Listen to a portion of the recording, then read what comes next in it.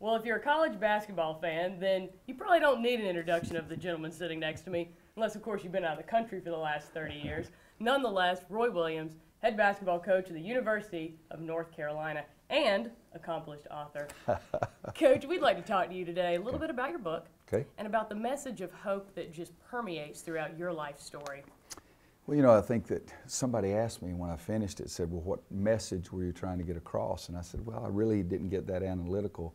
I just told my story, but it made me think about it. And I think the number one thing to me is that there is hope. I don't care how bad your situation is, there's hope. But the second thing is, and even more importantly to me, is that everyone that helps a youngster, young man, young girl, it makes no difference.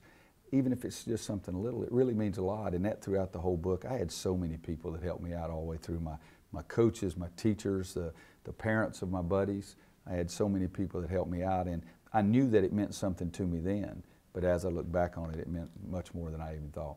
Well, hope is certainly the message we're trying to spread here today, and hope that somebody else will take something from it. I'd like to start with this. So often you recruit kids into college basketball who don't always come from the most privileged of surroundings. In your book, you talk about your early life and the struggles that you faced. Do you feel like that gives you a really special connection with these players? Sometimes I tell a lot of kids, hey, I had it tougher than you do. Don't give me this garbage about how bad your situation is, because I've been there and I know those things. But also it shows to me that you can be all right. I'm not, you know, I'd probably drive the psychologist crazy, because I don't believe just because somebody did something to me when I was 7 that makes me do something bad when I'm 30. I think everybody makes their own choices. But I do believe that you know, it really is a situation that I go in a lot of places, and I know the struggles they're going through. As I say, I've been there, and hopefully I'll have a little empathy towards them as well. Would you talk a little bit about your commitment to the game of basketball? For example, when you would go into the high school gym, shoot hoops with nothing but the exit lights to see by. Well, I don't know if that was dedication or just I was afraid I'd get caught if I turned the lights on. But it was something that it was an escape place for me. It was a place I could go, and I didn't worry about my family problems. I didn't worry about anything. It was just me and the ball and the goal. And that sounds corny, and I understand that. But Roy Williams is pretty corny itself, but it was a great place for me to hide. It was a great place for me to escape, and it was a great place for me to do something I loved. Well, if you haven't figured it out yet, women love corny, Coach. I hope so. One has for 36 years anyway. Well, she's a good lady. Yeah.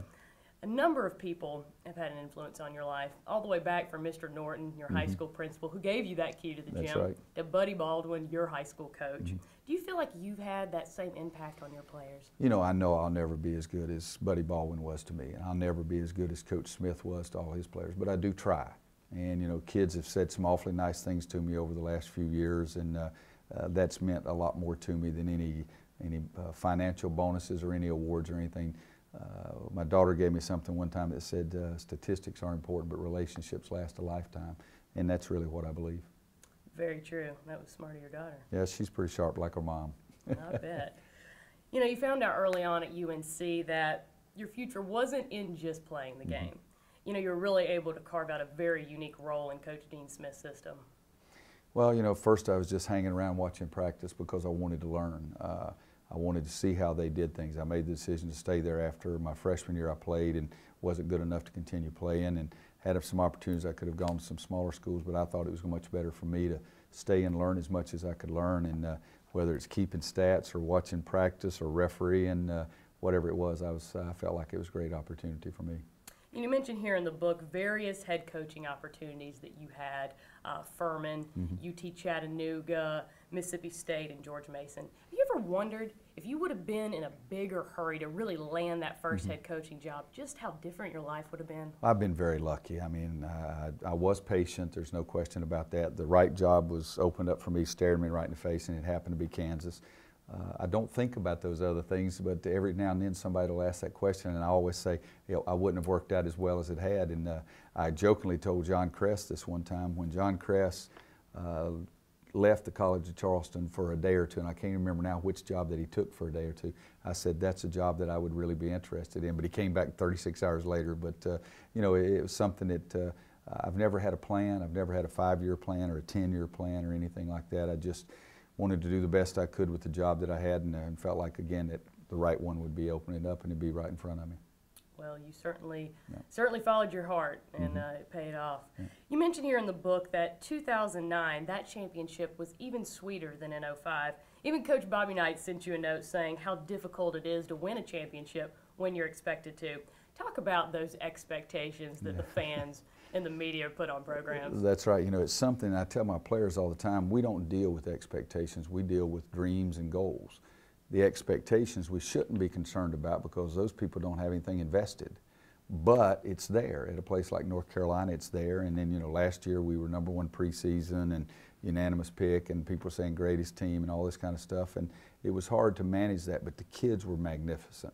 Never one time did I worry about any kid being selfish. And I know the people around them, their family, their buddies, their people at home are all talking about, well, are you getting enough shots for the NBA? But the kids were sensational. They only worried about one thing, and that's our team winning, and that's the reason we were able to. You know, you said that year, well, last year, you came home. The signs weren't in the yard. People weren't hooping and hollering.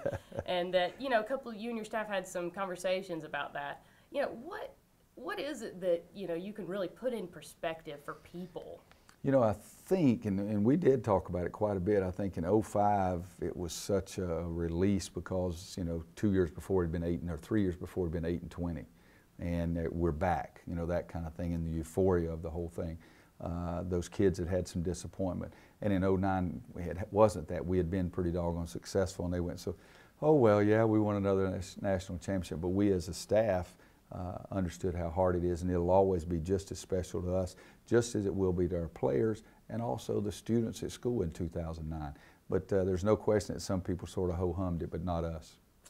Have you had to take the basketball rims off of the goals this year? Talk a little bit about this 2010 team. Well, I think that what it is that if we take the rims off, we're emphasizing to them, it's not about scoring. It's about being where you're supposed to be on the defensive end of the floor. And we've done that once this year. There's probably going to be a few more times that we have to do it, but I do think it's symbolic to our guys to understand you have to do it on the defensive end.